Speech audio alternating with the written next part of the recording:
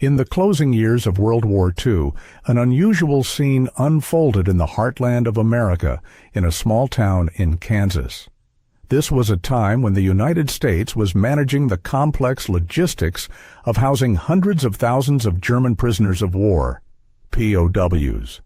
A particular event in 1944 would provide these prisoners with an unexpected glimpse into the workings of American democracy, as they overheard a spirited city council debate on municipal matters.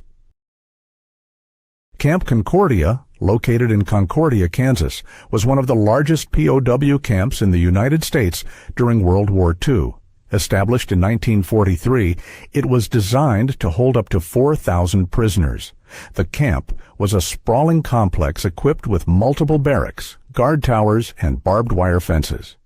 It was administered by the U.S. Army's Provost Marshal General's Office, with security provided by the 475th Military Police Escort Guard Company. The camp's layout included separate areas for living quarters, a mess hall, recreation facilities, and work areas. The War Department issued circulars that allowed POWs to be utilized as laborers in various industries to mitigate the labor shortages caused by the war. At Camp Concordia, German POWs participated in agricultural labor, working on nearby farms, in canneries, and at local processing plants. Some were employed in lumber yards and on railroad maintenance crews. Labor contracts were established between the camp administration and local businesses, with the understanding that the POWs would not be employed in any capacity that directly supported the war effort. Prisoners were compensated with scrip or coupons that could be used at the camp canteen, where they could purchase items such as toiletries, tobacco, and snacks. The labor arrangements were meticulously documented in transportation logs that recorded the movement of prisoners to and from work sites.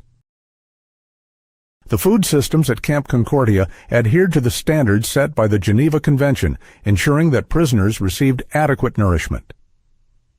Meals were planned according to rationing policies that were in place across the United States at the time. The Red Cross conducted regular inspections to ensure compliance with international standards, and their reports frequently commented on the satisfactory conditions of the camp's food services. Prisoners had access to medical care provided by the camp's infirmary, and mail services were established to allow communication with families in Germany. Educational programs, supported by the YMCA, offered classes ranging from basic literacy to more advanced subjects like mathematics and engineering. These programs were designed to keep the prisoners occupied and to prepare them for eventual repatriation. The presence of German POWs in Kansas was met with a variety of civilian attitudes. While some locals expressed apprehension, fearing potential escapes or sabotage, others saw the prisoners as a necessary workforce. The local newspapers frequently reported on the productive contributions of the POWs to the community. There were isolated incidents of tension, but these were generally resolved without significant conflict. Camp discipline was maintained through a combination of military regulation and incentives. The POWs were aware that good behavior could lead to privileges such as excursions outside the camp for work or recreation.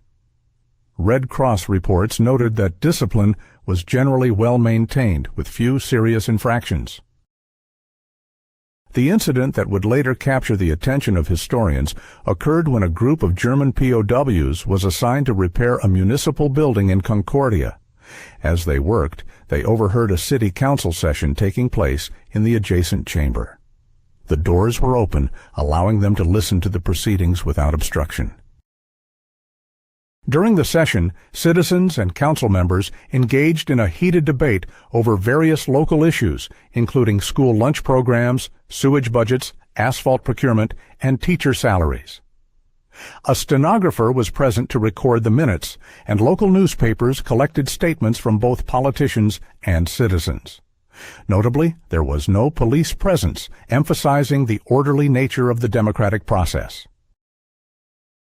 For the German POWs, who had been accustomed to a political system based on authoritarian control, the experience was eye-opening. They observed that political authority in the United States was managed through structured procedures and open discourse, rather than through fear or coercion. This exposure to democratic debate and civic engagement was an unintended yet profound aspect of their captivity. As the war drew to a close, the focus shifted to the repatriation of German POWs. The U.S. Army Provost Marshal General's Office issued directives outlining the process for returning prisoners to Europe. Re-education programs were implemented to promote democratic ideals and to prepare the POWs for reintegration into post-war German society. These programs included lectures, discussions, and screenings of films that highlighted the principles of democracy and freedom. The events at Camp Concordia, particularly the exposure to democratic debate, played a subtle yet significant role in the ideological transformation of some prisoners.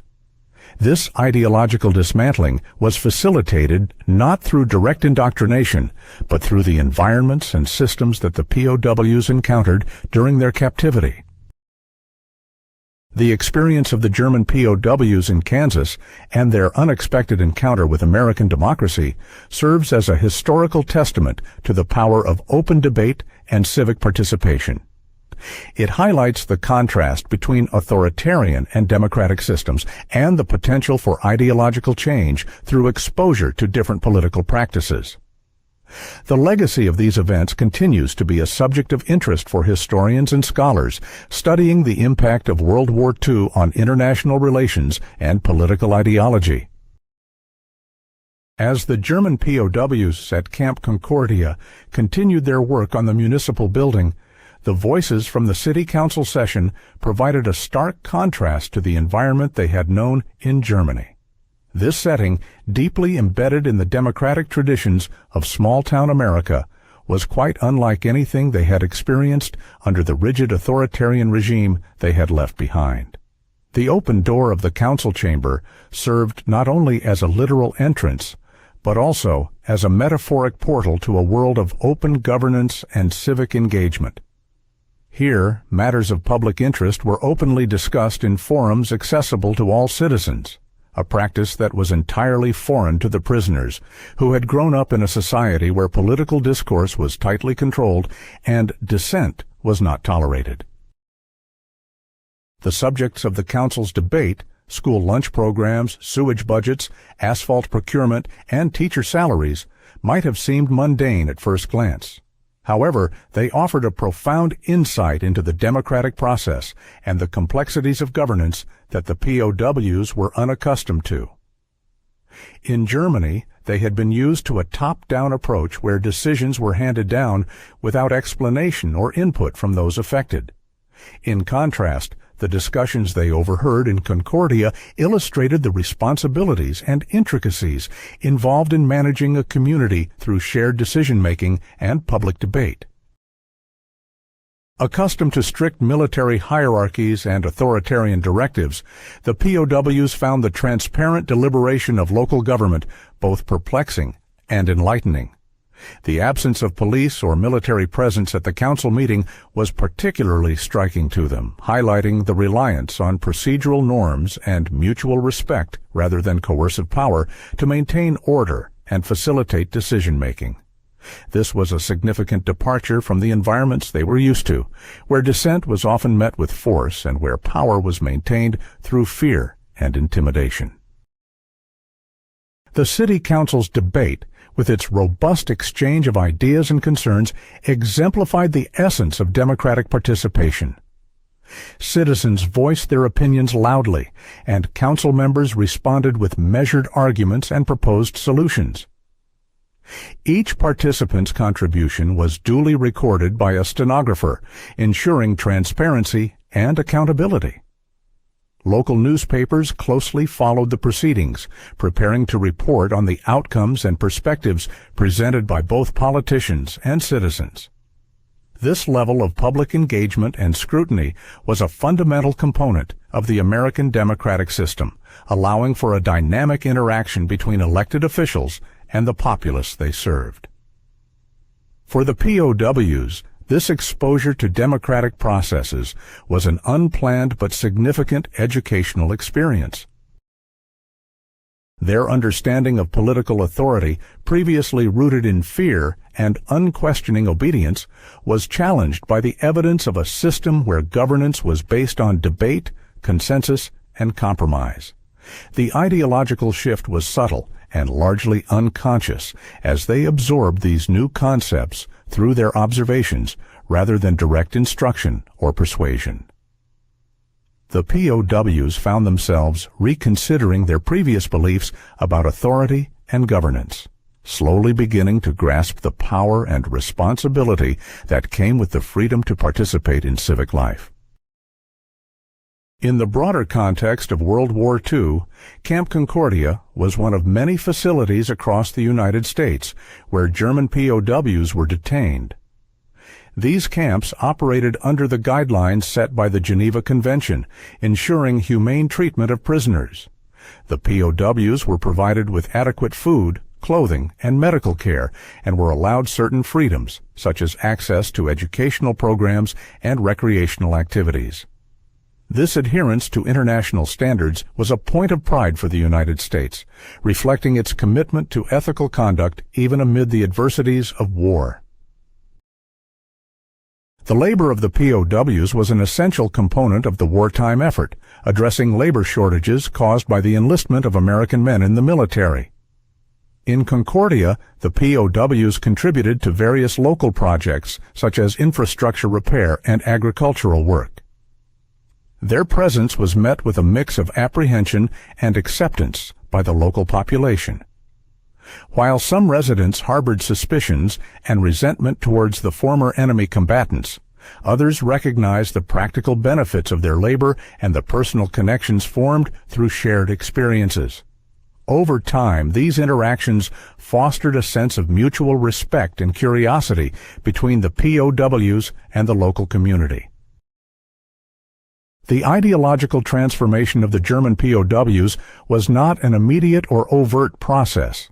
Rather, it developed gradually through repeated exposure to American democratic practices and values. As they engaged in labor alongside local citizens and observed the workings of a system that valued individual rights and collective decision-making, their perspectives began to shift. This transformation was further reinforced by the educational programs offered within the camp, which provided lessons on democratic governance, the English language, and American culture. These programs, often voluntary, allowed the POWs to explore new ideas and concepts at their own pace, facilitating a deeper understanding of the democratic ideals that underpinned American society.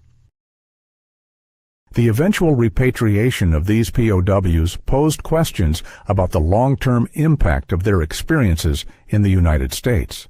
Historians continue to explore how the exposure to American democracy influenced their post-war attitudes and actions. Some POWs returned to Germany with a newfound appreciation for democratic principles, contributing to the rebuilding of a nation that would eventually embrace democratic governance. Their experiences in Concordia and other camps may have played a role in shaping their perspectives on governance, encouraging them to advocate for more open and participatory forms of government in their homeland. Others, however, may have struggled to reconcile their experiences with the realities of a divided and war-torn Germany where political ideologies were still in flux. For the local community in Concordia, the presence of the POW camp left a lasting legacy.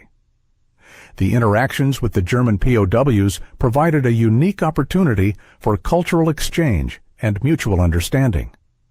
The debates within the city council and the broader exposure to democratic practices underscored the resilience and adaptability of American civic life during a period of global conflict. These experiences highlighted the potential for ideological transformation through peaceful exposure to democratic ideals, offering a beacon of hope for the future.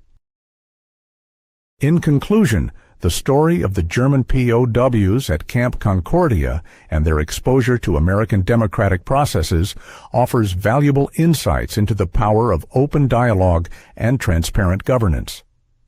It serves as a reminder of the importance of adhering to principles of justice and humanity even in the midst of war.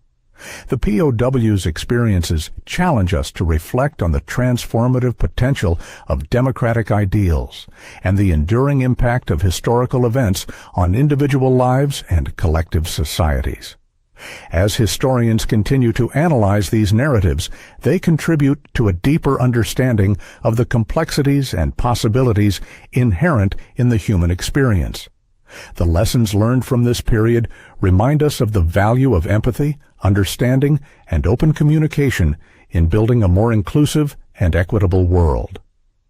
Through the lens of history, we are encouraged to appreciate the power of ideas and the capacity for change, both on an individual level and within the broader societal context. The tale of the German POWs at Camp Concordia is a captivating narrative that delves into the transformative power of democratic exposure. Situated in the heart of America, Camp Concordia became more than just a holding facility for prisoners of war. It evolved into a unique setting where former soldiers of the Axis powers encountered the democratic ideals that were foundational to American society. This exposure was not merely a passive experience, but a profound journey that would challenge their preconceived notions and pave the way for potential ideological shifts. The camp itself was a microcosm of American democracy, where the POWs were allowed to observe and sometimes participate in the daily routines that kept the local community functioning. The very act of labor, as stipulated by the Geneva Convention, became an avenue for these men to witness the collaborative spirit of American governance. Labor shortages during World War II necessitated the use of POWs in civilian work, and this labor was not only a necessity, but also an opportunity for cultural exchange and understanding. Among their various assignments, the repair works at the municipal building stood out as a significant learning experience. The POWs found themselves in the midst of an environment where transparency and public participation were the norms. The city council meetings, held in a modest but serviceable assembly hall, were open to the public and frequently featured spirited debates about issues that affected the community's day-to-day life. Here, the POWs witnessed citizens and officials alike engage in discussions about financial allocations for school programs, infrastructure improvements, and other civic concerns. This was a stark contrast to the secretive and top-down decision-making processes they were accustomed to under the Nazi regime. The democratic process was laid bare for them to see. Decisions were made not through coercion or decree, but through robust dialogue and a collective search for consensus. The absence of military or police presence during these heated debates was particularly striking, demonstrating that authority and order were maintained through mutual respect and adherence to democratic principles rather than force. This was a novel concept for the POWs, who had been conditioned to believe that power derived from authoritarian rule. As the war neared its end, the ideological exposure of the POWs was furthered by structured re-education programs designed by the Allies. These programs were a strategic effort to dismantle the ideological stronghold of National Socialism and to introduce the POWs to democratic values that would be crucial for post-war Europe. Overseen by the Provost Marshal General, the camp administration orchestrated lectures and discussions that covered a wide range of topics.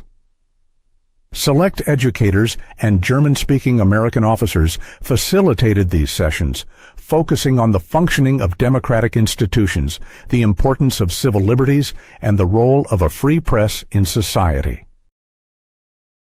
To engage the POWs, the re-education programs included translated copies of the U.S. Constitution and Western philosophical texts that celebrated individual freedoms and participatory governance.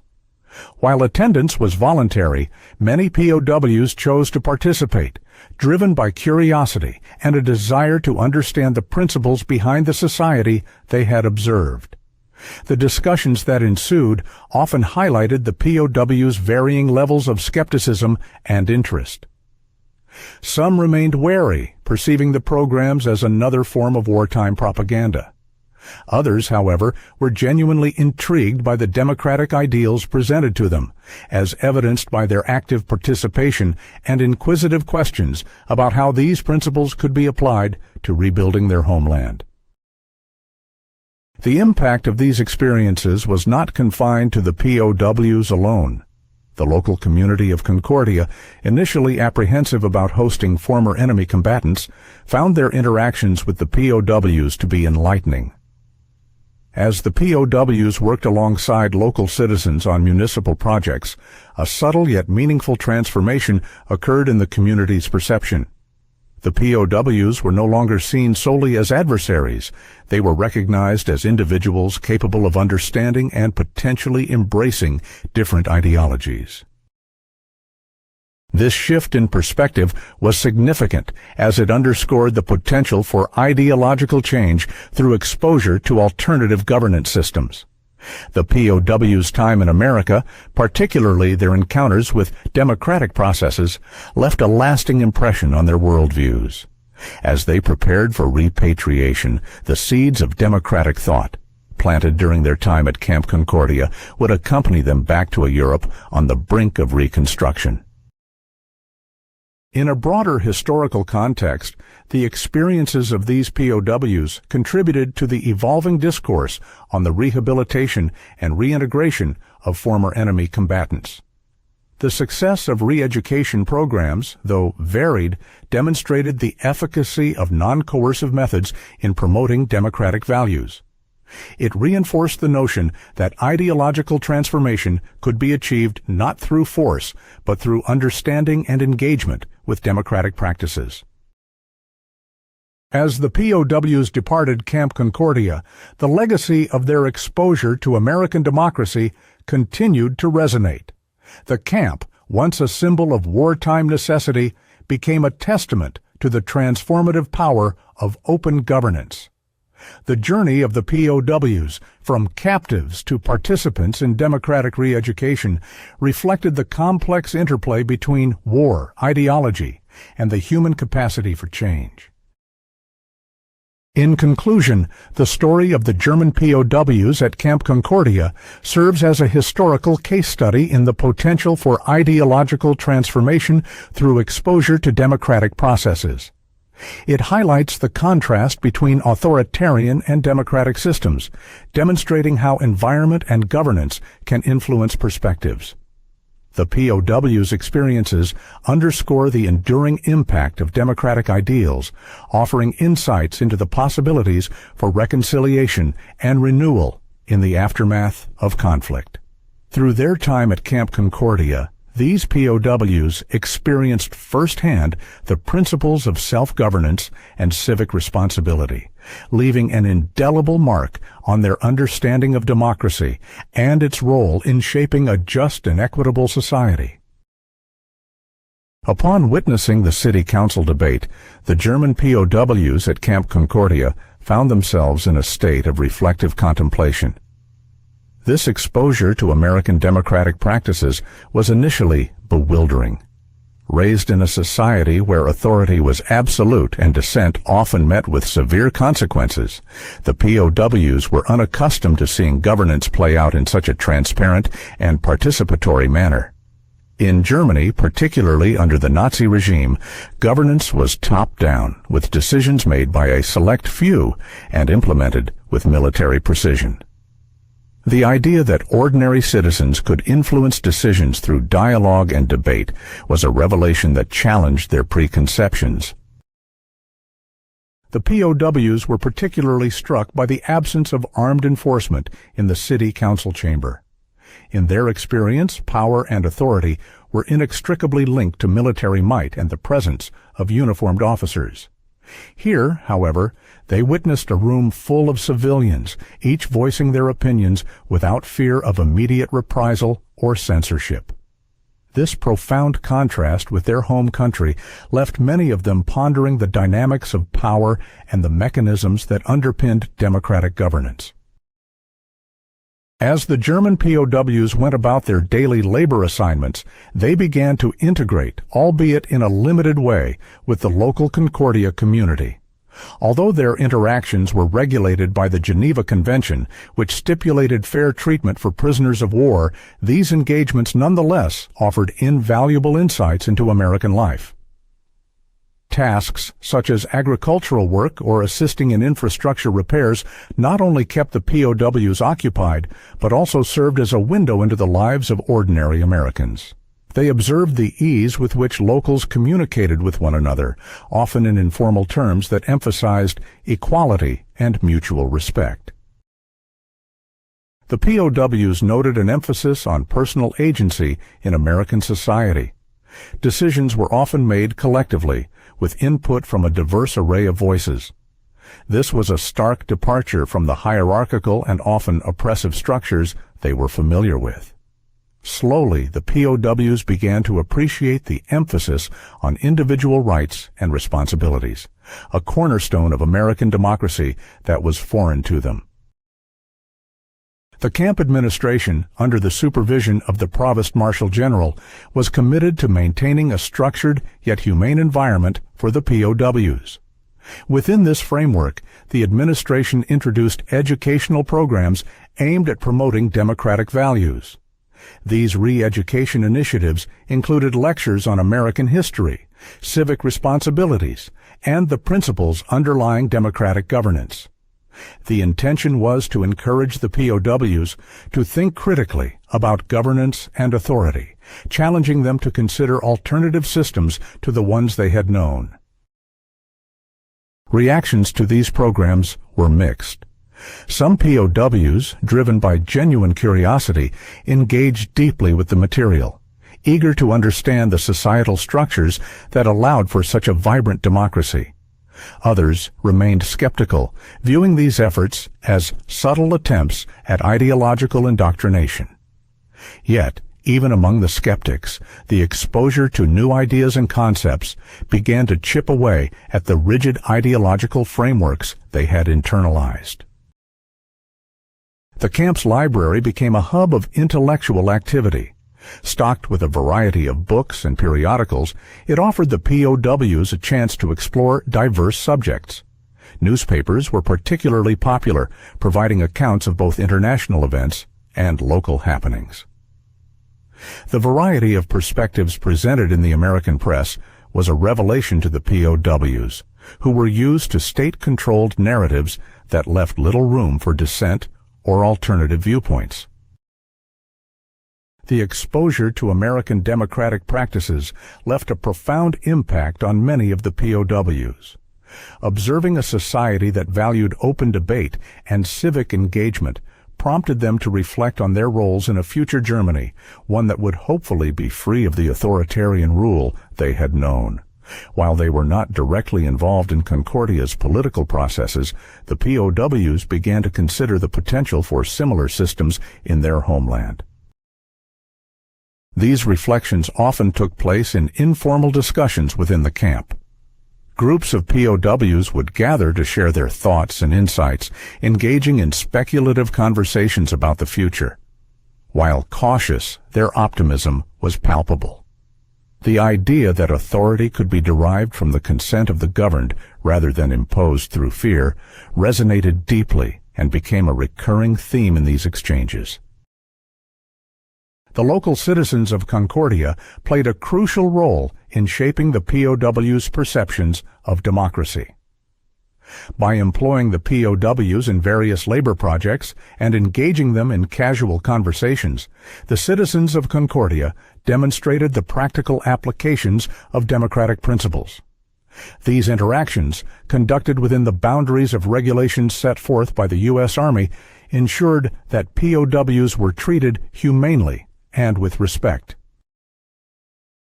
The absence of hostility from the local populace and the presence of mutual respect contributed to a growing sense of understanding and goodwill between the POWs and the Concordia community.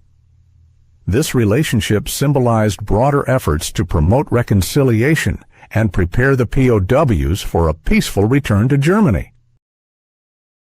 As the war drew to a close, repatriation became a focal point for both the camp administration and the POWs. The experiences gained at Camp Concordia had equipped many of the POWs with new perspectives on governance and society.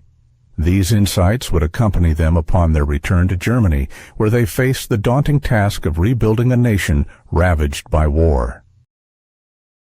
The exposure to democratic ideals, although not universally transformative, had planted seeds of change. The POWs returned to Germany with a greater appreciation for the principles of transparency, accountability, and individual agency. These experiences would influence their contributions to Germany's post-war reconstruction as they sought to integrate democratic values into the fabric of their society. The legacy of Camp Concordia and similar POW camps across the United States was one of ideological exchange and potential transformation. The interactions between German POWs and American citizens highlighted the capacity for democratic principles to transcend cultural and political boundaries. This dialogue fostered an understanding that would resonate long after the war had ended. In summary, the German POWs' experiences at Camp Concordia provided a unique lens through which to view the intersection of war, ideology, and democracy. Through exposure to American civic life and participation in educational programs, the POWs encountered a system of governance that emphasized transparency, accountability, and the power of the individual within the collective. These experiences contributed to a broader understanding of democracy's role in shaping societies and laid the groundwork for potential contributions to a democratic Germany in the post-war era. As they returned to their homeland, the experiences and insights gained at Camp Concordia would serve as a guiding force in their efforts to rebuild and reshape a nation. The German POWs' exposure to the democratic processes of their American captors was both unintended and insightful, offering a window into a world vastly different from the authoritarian regime they had known. Camp Concordia, located in the heart of Kansas, was a sprawling facility constructed to accommodate up to 4,000 prisoners. Nestled amid vast fields of wheat and corn, the camp was a temporary home to soldiers who had been captured in battle, far removed from the front lines of World War II. Surrounded by barbed wire and watchtowers, Camp Concordia was a microcosm of wartime life, where the daily routines of confinement were punctuated by moments of revelation. The camp, under the supervision of the U.S. Army and guided by the principles of the Geneva Convention, provided a structured environment where POWs could contribute labor to local projects, including agricultural work and infrastructure repair. This arrangement, while born out of necessity due to wartime labor shortages, inadvertently facilitated a cultural exchange that would leave a lasting imprint on those involved. The POWs found themselves integrated into the fabric of the local economy, working alongside American civilians and soldiers who, despite being on opposing sides of the global conflict, shared common human experiences and aspirations. One of the most profound experiences for the POWs occurred at the municipal building, a modest structure reflective of the era, where the city council convened to conduct the business of governance. The building, with its wooden floors that creaked underfoot and high windows that allowed sunlight to spill into the room, was emblematic of the democratic ideals cherished by the American people. During council sessions, the prisoners quietly worked on repairs just outside the closed doors of the meeting room. Their task was simple: to mend the roof and touch up paintwork that had been neglected due to the ongoing war effort. However, this seemingly mundane task provided them with an unintended vantage point to the workings of the American democratic process. Inside, the council members, elected by the local populace, engaged in robust discussions that were both animated and respectful. The agenda included pressing topics such as the allocation of funds for school lunch programs, the management of sewage budgets, and the procurement of asphalt for road improvements. Teachers' salaries, another point of contention, sparked particularly lively debate, with citizens voicing their opinions passionately. These debates were not merely procedural, they were a reflection of the community's values, priorities, and aspirations. The stenographer diligently recorded every spoken word, ensuring that the proceedings were accurately documented for public record, a testament to the transparency and accountability that underpinned the democratic process. For the POWs, the lack of police presence was a subtle yet significant observation. They were accustomed to a political environment where authority was often reinforced by intimidation and coercion, where dissent was stifled and conformity was enforced. Instead, they witnessed a system where authority was derived from structured debate and collective decision-making. Even disagreements, though occasionally heated, were conducted within a framework that emphasized procedure and order. This was a revelation, an insight into a world where governance was not imposed from above, but emerged from the ground up, shaped by the voices and votes of ordinary citizens. Local newspapers played a crucial role in this democratic ecosystem, with reporters present to capture the essence of the debates. Their articles would later provide the broader community with insights into the discussions, allowing citizens who were not present to remain informed and engaged. The presence of the press, the freedom to report, and the accessibility of information were a stark contrast to the tightly controlled media environment in Nazi Germany, where information was often manipulated to serve the interests of the state. Here, in this small Kansas town, information flowed freely, unencumbered by censorship or propaganda, a vital lifeline that connected the people to their government. The German POWs' experience at the city council meeting was one of many instances where they were exposed to American democratic ideals. Back at Camp Concordia, educational programs further reinforced these observations. Within the camp, a variety of classes were offered, ranging from English language lessons to courses on American history and political systems. These educational opportunities, while optional, were embraced by many POWs eager to understand the culture and values of their captors. In classrooms fashioned from barracks, under the guidance of instructors who viewed education as a bridge to understanding, the POWs explored the tenets of democracy, the history of the United States, and the principles of individual liberty and justice. The camp administration, under the oversight of the Provost Marshal General, adhered to the guidelines of the Geneva Convention, ensuring that the POWs were treated with dignity and respect. This humane treatment extended to medical care and recreational activities, which were made available to maintain morale and foster a sense of normalcy within the camp environment.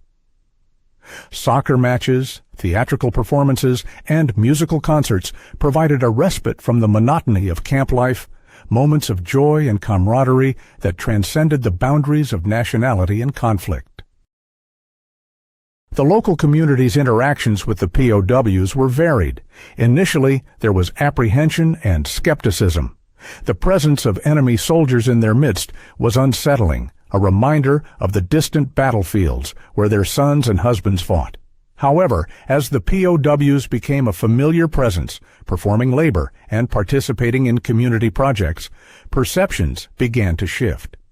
Instances of mutual respect and understanding developed, with some farmers and townspeople recognizing the POWs' contributions to the local economy and infrastructure. Bonds were formed over shared labor, conversations blossomed in broken English and German, and barriers were slowly eroded. As the war drew to a close, the process of repatriation began. For many POWs, the return to Germany was accompanied by a newfound appreciation for democratic principles. While ideological shifts were not uniform or immediate, the exposure to open debate and democratic governance left a lasting impression on some.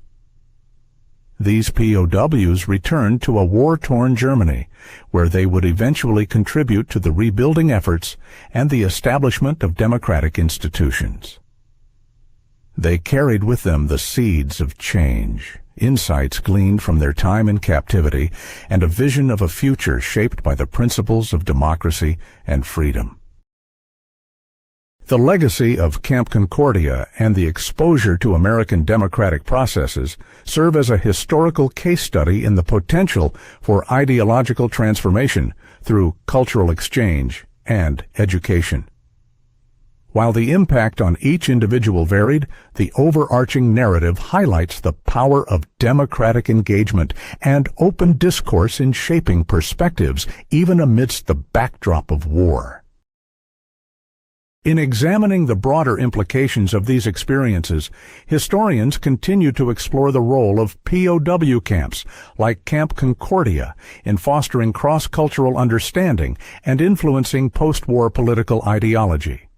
The story of the German POWs in Kansas is a testament to the enduring influence of democratic ideals and the capacity for change when individuals are exposed to alternative systems of governance. As these former POWs returned to Germany, they carried with them insights gained through observation and participation in a democratic society, contributing to the complex tapestry of post-war reconstruction and ideological evolution. Their experiences underscore the transformative power of democracy, not as an abstract ideal, but as a lived reality that, even in the most unexpected of circumstances, has the potential to inspire and transform. As the German POWs at Camp Concordia prepared for their return to Germany, the experiences they had during their captivity left a lasting impression. The exposure to American democratic processes, particularly through the city council debates and educational programs, provided them with a new perspective on governance and civic engagement. This period of observation and learning challenged their preconceived notions, offering an alternative to the authoritarian systems they had known. The repatriation process involved logistical coordination by the U.S. Army and adherence to international agreements. The POWs were gradually transported back to Europe, where they faced a Germany in the early stages of rebuilding. Many returned with a deeper understanding of democratic principles, influenced by the transparency and civic participation they had witnessed in Kansas. These insights were not universal, but they contributed to the broader discourse on governance in post-war Germany. In the aftermath of their return, some former POWs became advocates for democratic reforms, drawing on their experiences in the United States as a reference point for the potential benefits of open governance. The ideological shifts, although subtle and varied, played a role in shaping post-war German society as it moved towards democratic reconstruction. For the town of Concordia, the legacy of hosting the POW camp was one of cultural exchange and mutual understanding. The interactions between the POWs and the local community demonstrated the potential for reconciliation and cooperation, even in times of conflict. The experience highlighted the resilience of democratic ideals and their ability to transcend boundaries, fostering connections between individuals from different backgrounds. The story of Camp Concordia and its German POWs serves as a historical example of the impact of democratic exposure on ideological transformation. It underscores the importance of open dialogue and civic engagement in shaping perspectives and influencing change. As historians continue to study these narratives, they provide valuable insights into the complexities of war, ideology, and the enduring power of democratic principles to inspire and transform societies.